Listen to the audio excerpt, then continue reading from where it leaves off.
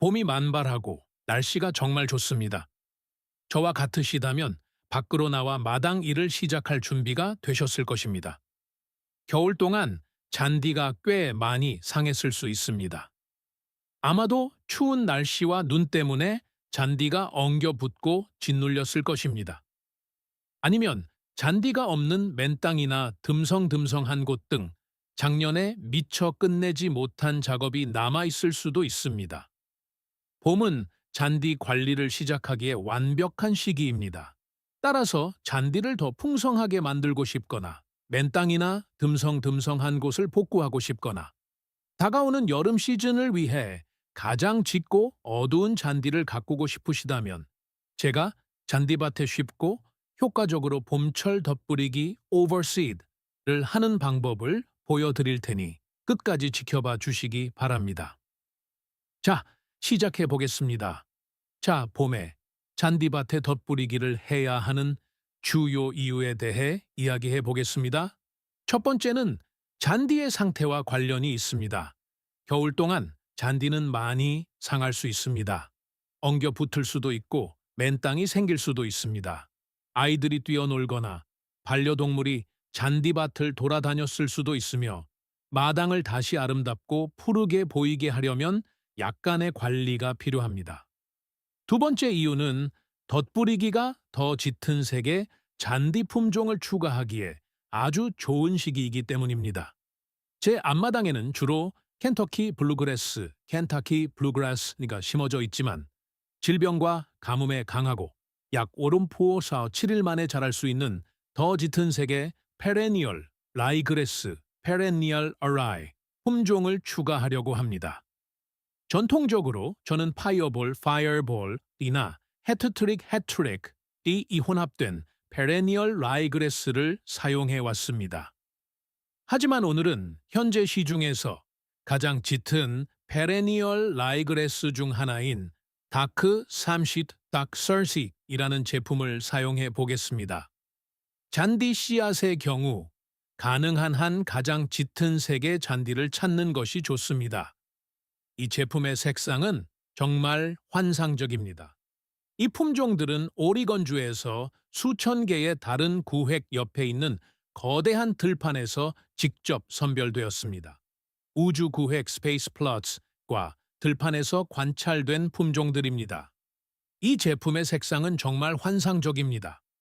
따라서 아주 짙은 페레니얼 라이그레스를 찾고 계신다면 다크 30이 제격일 것입니다. 1년 중 덧뿌리기를 하기에 가장 좋은 시기는 크게 두 번인데 바로 가을이나 봄입니다. 외부 온도는 온화하지만 토양 온도는 약간 더 높아져 잔디가 자라기에 완벽한 조건이 되기 때문입니다. 하지만 봄에 덧뿌리기를 할 때는 몇 가지 고려해야 할 사항이 있습니다. 첫 번째는 잔디에 발아 전 제초제 pre-emergent 시나한트를 이미 뿌린 상태여서는 안 된다는 것입니다. 이미 발아 전 제초제를 뿌렸다면 가을까지 기다렸다가 이 작업을 해야 합니다. 발아 전 제초제는 새로 뿌리는 씨앗을 모두 죽일 것입니다. 따라서 돈 낭비가 될 것입니다.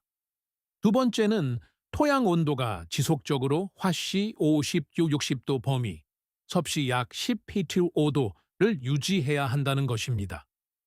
가끔 봄에 며칠 동안 따뜻한 날씨가 이어지면 사람들이 마당에 나와 덧뿌리기를 시도하지만 토양 온도가 너무 낮아 잔디 씨앗이 발아하지 않는 경우가 있습니다. 적절한 온도대에 있는지 확인하기 위해 이를 테스트하는 아주 쉬운 방법이 있습니다. 땅속의 토양 온도를 측정하는 가장 쉬운 방법 중 하나는 고기를 굽거나 훈제할 때 사용하는 고기용 온도계를 가져오는 것입니다. 이것을 가져와서 땅속으로 약 2인치 정도 꽂아보세요. 제 잔디밭은 화씨 50배한 60도 범위에 딱 맞는 것을 볼 수 있습니다. 최근 몇 주 동안 정말 따뜻한 날씨가 이어졌고 일기예보상으로도 또 한 주 동안 따뜻할 예정입니다. 한 가지 주의해야 할 점은 야간 온도입니다. 야간 온도가 화씨 30도 초반으로 떨어지면 토양 온도가 충분히 높지 않을 가능성이 큽니다. 하지만 다시 말씀드리지만 가장 좋은 확인 방법은 고기용 온도계를 가져와서 온도를 직접 확인하는 것입니다. 그리고 봄에 덧뿌리기를 할 때 고려해야 할 세 번째 사항은 물을 사용할 수 있는지 확인하는 것입니다. 보조 수원 secondary water이 있다면 그 물이 공급될 때까지 기다리는 것이 좋습니다. 덧뿌리기를 하고 나면 씨앗이 발아할 수 있도록 매일 물을 주어 촉촉하게 유지해야 하기 때문입니다. 자, 이제 드디어 덧뿌리기를 할 시간입니다.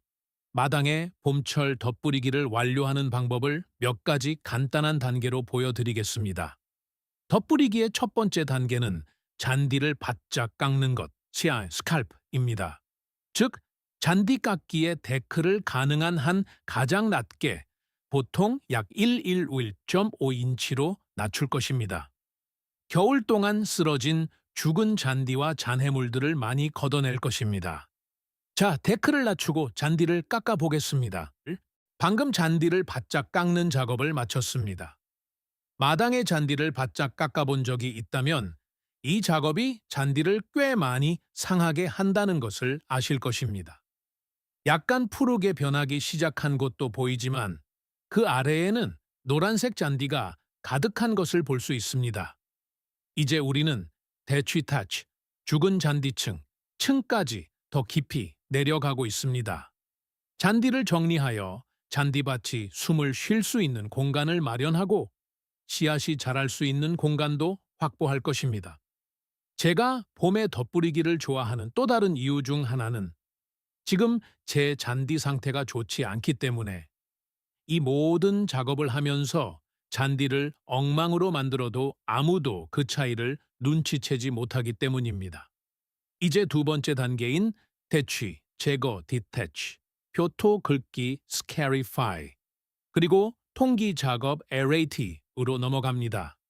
방금 잔디를 바짝 깎아 잔디의 맨 위층을 제거했습니다. 하지만 이제는 대취층 깊숙이 들어가서 한 시즌 동안 쌓인 죽은 물질, 즉 죽은 잔디를 뽑아내려고 합니다. 이 모든 죽은 대취를 제거하려는 이유는 잔디가 숨을 쉬고 산소를 얻을 수 있는 공간을 만들기 위해서입니다. 영양분도 얻을 수 있습니다. 또한 새로운 잔디 씨앗이 자라고 발아할 수 있는 묘상을 만들고자 합니다. 이 작업에 사용하는 도구는 대취 제거기 겸 표토 긁기 기계입니다. 두 가지 부착물이 모두 있지만 저는 표토 긁기 부착물이 일석이조의 효과를 낸다는 것을 알게 되었습니다.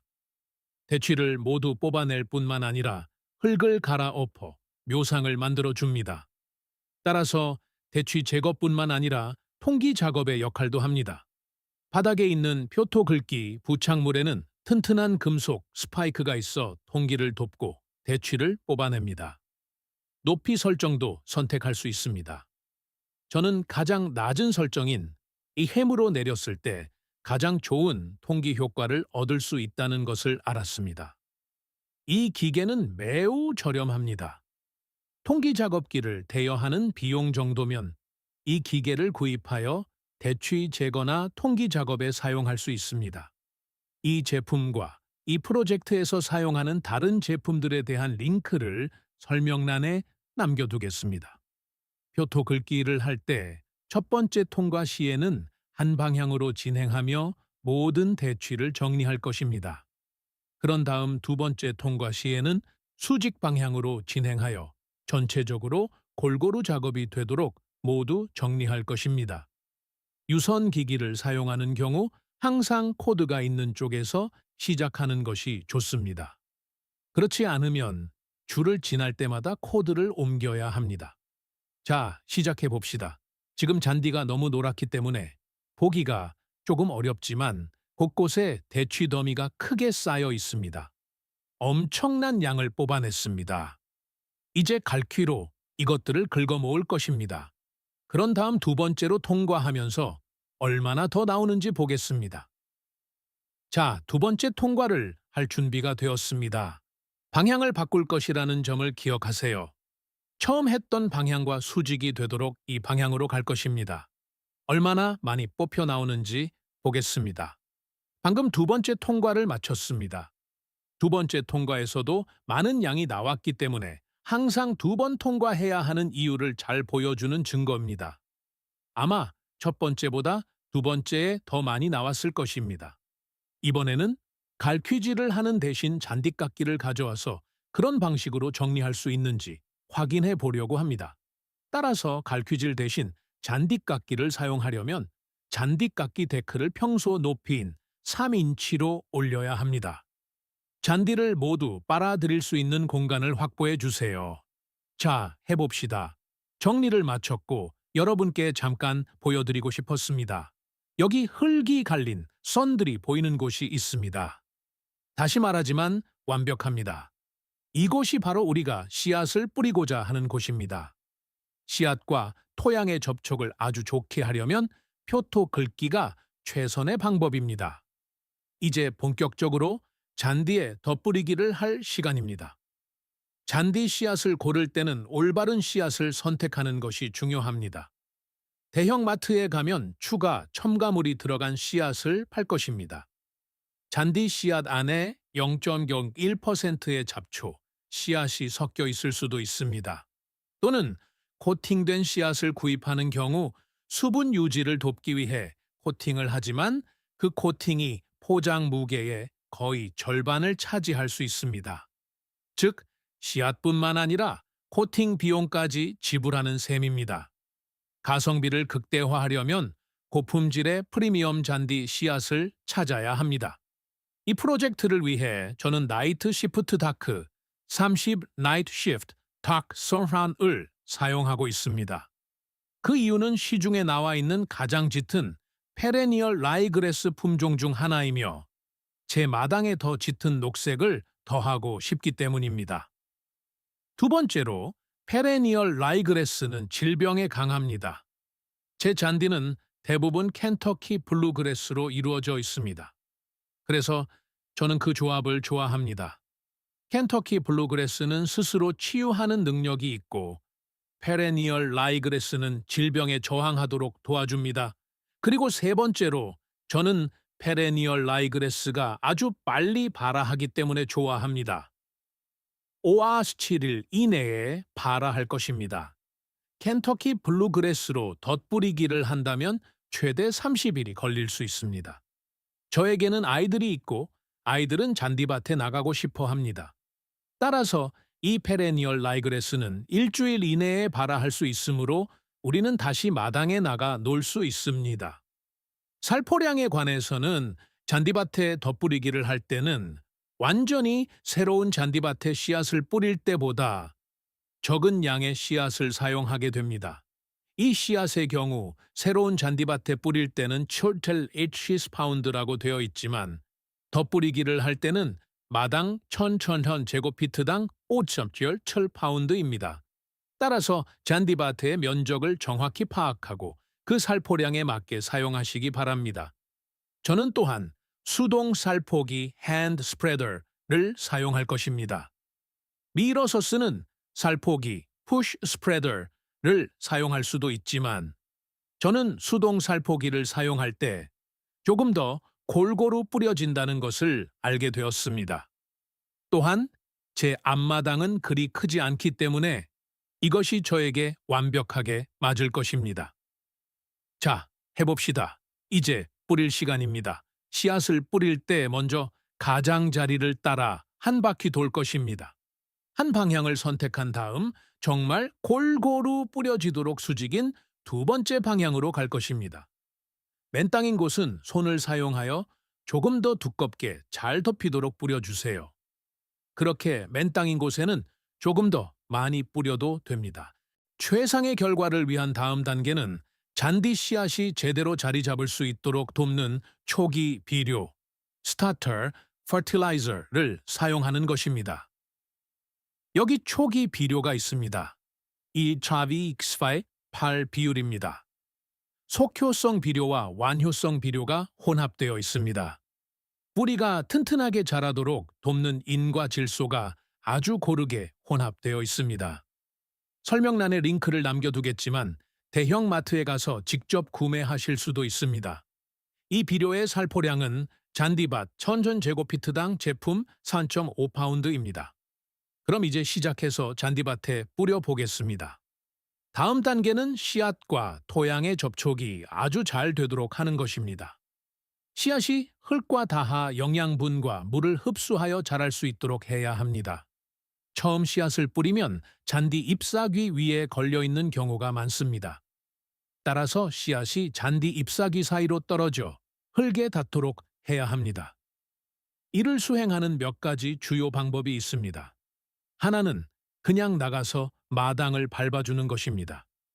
예를 들어 방금 씨앗을 뿌린 맨 땅이 있다면 이곳에 와서 꼭 밟아주시기 바랍니다. 그 부분에서 씨앗과 토양의 접촉이 아주 잘 되도록 하세요. 마당의 나머지 부분은 갈퀴를 사용하여 잔디를 흔들어 씨앗이 떨어지도록 할 수 있습니다. 또는 마당용 롤러 야드 배럴 덧처럼 무거운 것을 사용하여 그 위를 굴려줄 수도 있습니다. 오늘 우리는 피트모스 쌀포기 피앗 모스 스프레더를 사용할 것입니다. 그 안에 피트모스를 넣어 표토 덮기, 톱 드레싱 작업도 할 것입니다. 표토 덮기는 씨앗이 수분을 유지하도록 돕고 씨앗을 먹으러 올 수 있는 새나 동물로부터 씨앗을 보호해 줍니다. 씨앗이 자랄 수 있는 최상의 기회를 제공하는 것입니다. 맨 땅이 있다면 장갑을 끼고 두어 줌 집어들어 그 맨 땅 위에 골고루 뿌려주시면 됩니다. 그렇게 하면 수분을 유지할 수 있습니다. 피트모스 표토 덮기는 약 1~4인치 두께만 있으면 되며 잔디 씨앗은 그 사이를 뚫고 자랄 것입니다. 피트모스를 모두 뿌렸지만 살포기를 가져와서 다시 수직 방향으로 한 번 더 돌려 꾹꾹 눌러주고 씨앗과 토양의 접촉을 아주 좋게 만들 것입니다. 이제 마지막이자 가장 중요한 단계입니다. 물을 주어야 합니다. 새로운 씨앗이 발아하려면 촉촉한 상태를 유지해야 합니다. 따라서 매일 이 잔디에 물을 주어야 합니다. 하루에 3번 정도 5분에서 10분 정도 물을 주는 것을 권장합니다. 물을 얼마나 줄지는 관수 시스템의 출력에 따라 다릅니다. 제 스프링클러는 물이 많이 나오지 않습니다. 저는 아마 7분에서 10분 정도 물을 줄 것입니다. 다시 말씀드리지만 하루에 3번을 권장합니다. 보통 아침 9시나 8시경, 전공형, 그리고 오후 4시나 5시경이 좋습니다. 자, 그럼 물을 주러 가보겠습니다. 그런 다음 약 7일 후에 다시 와서 새 씨앗이 어떻게 발아하고 있는지 어떤 모습인지 확인해 보겠습니다. 자, 씨앗들이 피트모스를 뚫고 막 나오기 시작했습니다. 그래서 보기가 조금 어렵지만 오늘 작고 푸른 새싹들이 돋아나고 있습니다. 며칠 후에 다시 와서 어떻게 보이는지 확인하겠습니다.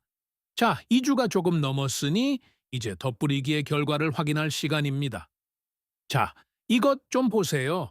잔디가 정말 멋져 보입니다. 아주 깊고 짙은 녹색을 띠고 있으며 전체적으로 아주 풍성하고 멋지며 고르게 푸르게 자랐습니다. 지금까지의 결과에 매우 만족합니다. 아주 무성하고 빽빽하게 자란 곳도 있습니다. 잠깐 가서 보여드리겠습니다. 여기가 제가 작업했던 주요 맨땅 부분입니다. 보시다시피 이렇게 자라난 것을 보세요. 길이가 몇 인치나 됩니다. 며칠 더 있어야 이 잔디를 깎을 수 있을 것 같습니다. 일주일 정도 기다릴 수도 있습니다. 이쪽도 모두 새 잔디입니다. 새 잔디가 모두 자라나고 있습니다. 아름답습니다. 짙은 녹색입니다. 여기 아주 멋지고 빽빽하게 자란 또 다른 구역이 있습니다. 이것도 모두 새 잔디입니다. 정말 좋아 보입니다. 마지막으로 제가 기대했던 것만큼 잘 자라지 않은 곳이 몇 군데 있었습니다. 비가 많이 내리는 동안 씨앗이 약간 씻겨 내려갔을 수도 있습니다. 하지만 좋은 소식은 여러분이 이미 힘든 작업을 모두 마쳤다는 것입니다. 따라서 맨 땅이 있다면 새 씨앗을 뿌리고 꾹꾹 눌러 씨앗과 토양의 접촉을 확인한 다음 비트모스로 덮어주기만 하면 됩니다. 잔디가 자라지 않은 곳에는 확실히 그렇게 할 것입니다. 그런 다음 이 작은 부분들에 손으로 물을 주면 앞으로 7일 동안 아주 쉽게 관리할 수 있으며 멋지고 빽빽하게 자랄 것입니다. 자, 여기까지입니다. 이것이 잔디밭에 봄철 덧뿌리기를 하는 방법입니다. 이제 새 잔디가 자리 잡았으니 1년 내내 푸르고 건강하게 유지하도록 관리할 차례입니다. 이 가이드가 여러분의 잔디밭을 무성하고 푸른 낙원으로 바꾸는 데 도움이 되었다면 채널을 구독하고 이 영상의 좋아요를 눌러주세요.